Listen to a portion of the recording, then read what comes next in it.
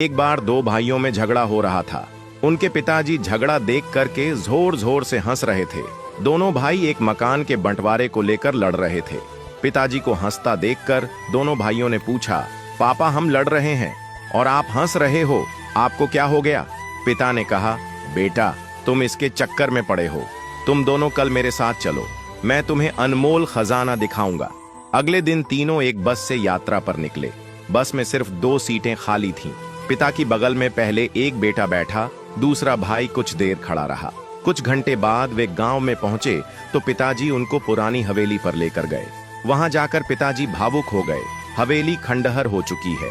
कबूतरों ने घोंसले बना लिए, झाड़ियां उग आई थीं। पिताजी रोते चले जा रहे थे और उनसे कह रहे थे, देख रहे हो इस हवेली को? इस हवेली में तुम्हारा बचपन बीता है।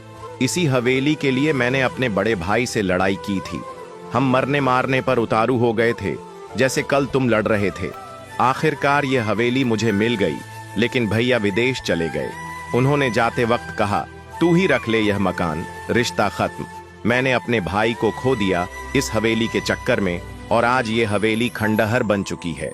तुम दोनों ऐसे ही लड़ते रहे तो जमीन और मकान तो रह जाएंगे, लेकिन रिश्ते हमेशा के लिए खत्म हो जाएंगे। फिर पिता ने कहा, जिस बस की सीट पर बैठकर आए वह क्या जीवन भर के लिए तुम्हारी हो सकती है? बेटों ने कहा, नहीं पापा, वो तो बस थोड़ी देर के लिए थी। बस में तो सवारी बदलती रहती है। पिताजी ने कहा, बस यही जिंदगी है, सवारी बदलती रहेंगी। जो चीज थोड़ी देर के लिए मिली है उसके लिए झगड़ना बंद करो। खुश रहिए, मोहब्बत से रहिए। भौतिक चीजों के पीछे नहीं, भावनाओं के पीछे दौड़ो, क्योंकि रिश्ते ही सबसे बड़ा खजाना है। बात से सहमत है तो यस जरूर लिखे और इसी तरह की कहानियों के लिए हमारे पेज के साथ जरूर जुड़े।